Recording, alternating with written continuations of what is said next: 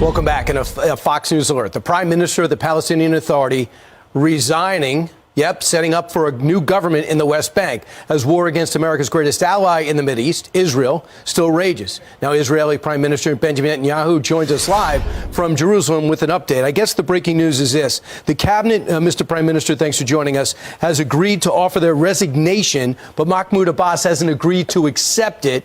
If they do resign, does that pave the way for an acceptable two-state solution? No, well, first of all, I think that's musical chairs. They haven't had an election in the Palestinian Authority for 17 years, so they're just shuffling chairs. But the real thing we want to see is genuine de-radicalization. They have to stop teaching their children to become terrorists. They have to stop paying terrorists based on the amount of Jews they kill. They have to stop teaching and indoctrinating a whole generation on the annihilation of Israel. That's real reform. That so far has not happened. I hope it does happen, but it so far hasn't happened. As far as the Palestinian state is concerned. Yes, go ahead. Do the Palestinians want a two-state solution, Mr. Prime Minister? Well, unfortunately, I think that what they want is a one-state solution. They don't want a state next to Israel. They want a state instead of Israel. And that's why I brought a resolution to the Knesset, our parliament, last week. And 99 out of 120, it's actually 99-9, because the rest abstained, voted against the attempt to impose on Israel a Palestinian state. Now, why did they do that? Because we've just had a Palestinian state, a de facto state. Hamas in Gaza had a de facto Palestinian state. And what did they do with it, Brian? They use it to rape women, behead them, burn babies alive, murder children in front of their parents and parents in front of their children, took hostages. That's the equivalent of 29 9/11s in one day, like 50,000 Americans butchered and 10,000 held hostage, including mothers and children, babies. That's what this state produced. So naturally, you understand there's overwhelming support for my position. It's not an outlier position. It's not a fringe position. The people of Israel are united as never before in saying that what we will not accept is a Palestinian state that will endanger Israel. That's rewarding terrorism. This will set a Guinness World Book of Records on rewarding terrorists after they committed the most atrocious savagery against the Jewish people since the Holocaust. So I want you to hear what Governor Newsom said about your reluctance with this two-state solution on everything you just outlined. Listen.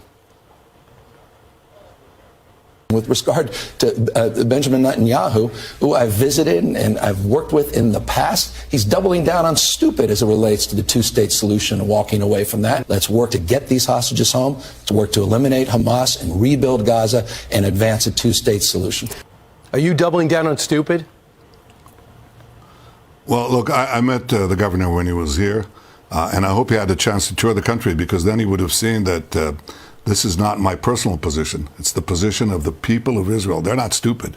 They understand that to just offer a Palestinian state is to give a platform for the repeated attempts to annihilate the Jewish state. And Hamas has already promised that if it's reconstituted, if Israel doesn't win the war, then they'll do this October 7th massacre over and over and over again, their words. So I don't think the people of Israel are stupid. I think they're actually very smart.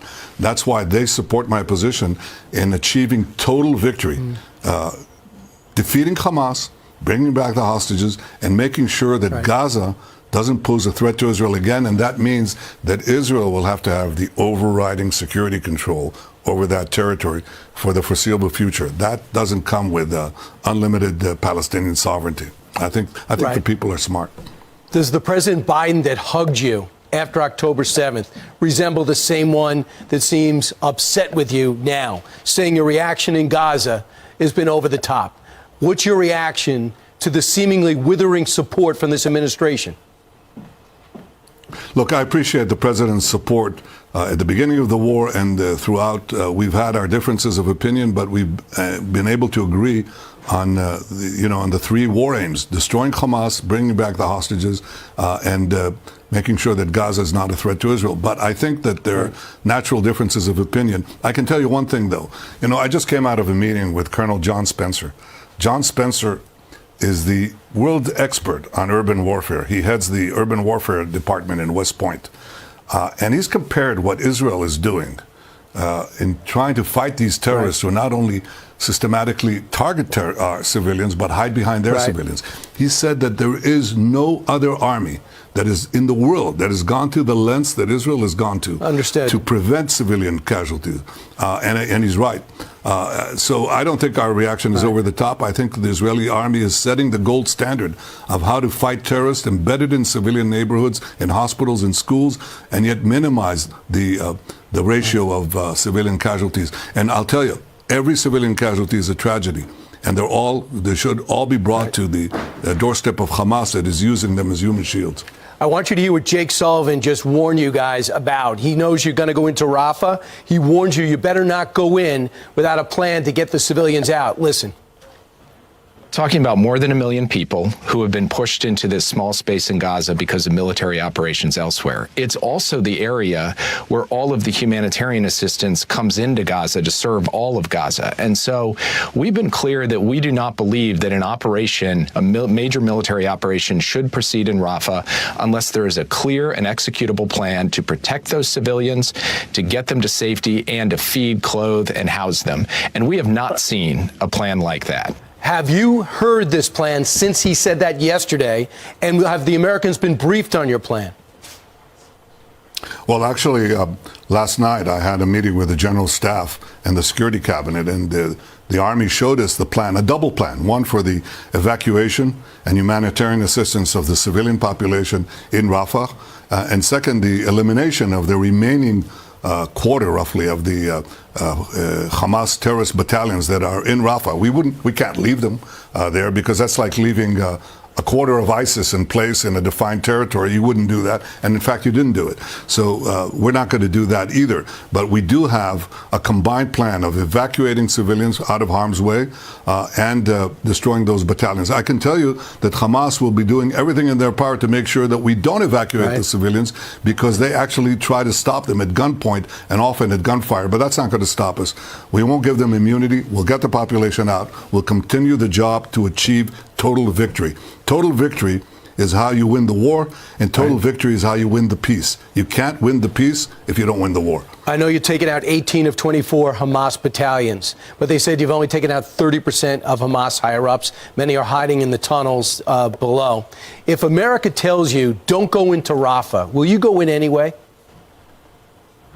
Well, we'll go in, we make our own decisions, obviously, but we'll go in based on the idea of having also the evacuation of the civilians. By the way, I agree with the U.S. on this. I don't have a different position, because our strategy right now has always been, from the beginning, to try to get civilians out of harm's way, and we've been largely successful. The ratio of civilians to combatants killed in Gaza is now down below 1-to-1, which is just unheard of in this kind of crowded urban warfare. But again, we'll do our best to get as many of them out. They'll have the opportunity to leave. That's not an American position. That's my position. I understand, too, that one of the big stories and that everyone cares most about, especially the Americans, no offense, are the hostages.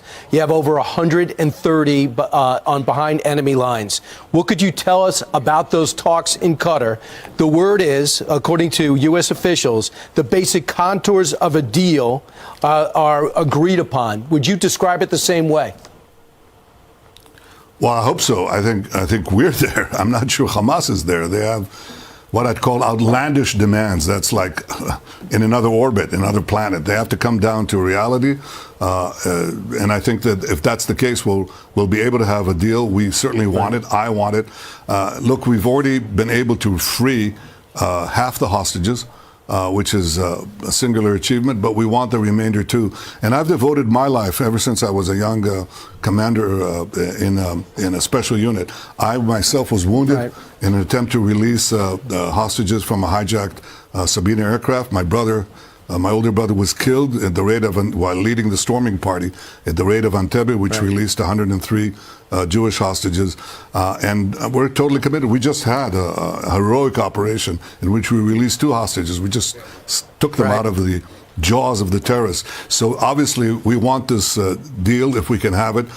It depends on Hamas. It's really now their decision, because I think I think the ground has been laid, but they have to enter the ballpark. They're not in town yet. Only 30 seconds left. I understand efforts have been stepped up against Hezbollah in the north. Do you believe war with Hezbollah is inevitable or closer now than it was before Hamas's attack on October 7th?